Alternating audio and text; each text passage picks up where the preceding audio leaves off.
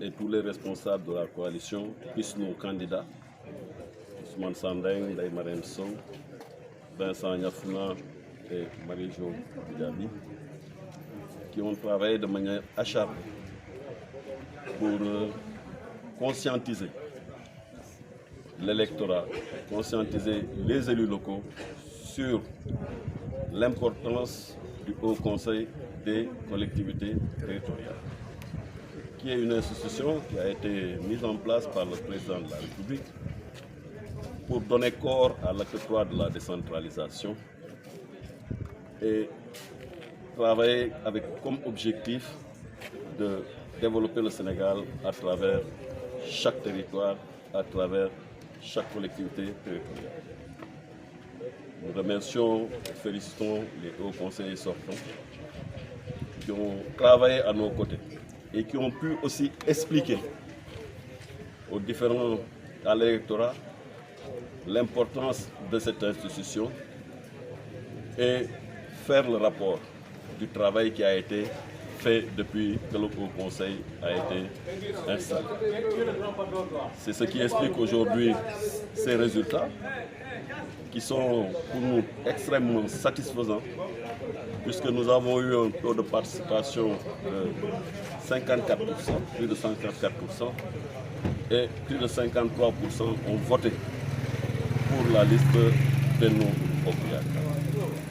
Pour nous, c'est une belle victoire qui permet d'envoyer déjà des fils de la région au niveau du Haut Conseil, mais surtout ils ont été bien élus parce qu'avec la majorité est forte. Et d'ailleurs, nous sommes réconfortés parce que si nous n'avions pas atteint les 50%, l'opposition aurait raillé et aurait utilisé ces résultats contre nous. Mais ces résultats démontrent que si l'opposition a jugé nécessaire de boycotter, c'est parce qu'elle avait peur de perdre. C'est ça la réalité. Aujourd'hui, sur le plan local, Benno Bokk Yakaar et la majorité présidentielle contrôlent la majorité des conseils. C'est la lecture qu'il faut avoir de ce scrutin. Et eux, ils le savaient. Ils le savaient et ils ne voulaient pas perdre la dynamique de leur victoire aux élections législatives. Donc félicitations à tous nos conseillers, remerciements à tous nos conseillers et dire que tous les camarades de la coalition ont bien travaillé et il faut rester dans cette dynamique pour aborder les prochaines échéances de manière beaucoup plus sereine. Alors, monsieur le ministre, on suppose que dans cette élection, il y a que Benno Bokk Yakaar en compétition. Alors, dans les résultats, nous avons des voix pour les bulletins blancs. Qu'est-ce qu'il faut expliquer cela? Est-ce à dire que dans Benno, il y a des gens qui ont voté contre? Mais écoutez, ce n'est pas Benno simplement qui est en compétition, le bulletin blanc aussi était en compétition. Le bulletin blanc aurait pu gagner. C'est ce que je disais tout à l'heure, si le bulletin blanc avait gagné, ça aurait été une honte pour Benno.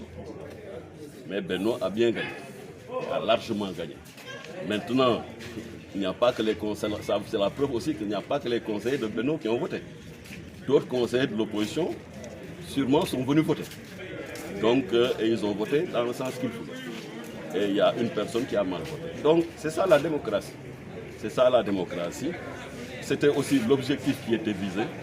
C'est de faire en sorte que nous puissions travailler à ce que l'élection se passe dans de bonnes conditions, que les électeurs, le corps électoral, donc les élus locaux, comprennent le sens de leur mission, du mandat qui leur a été confié par les populations et qu'ils sortent valider le Haut Conseil des collectivités territoriales et surtout donner la majorité à Benno Bokk Yakaar parce que si on n'avait pas eu la majorité, ça aurait été peut-être une victoire sans gloire.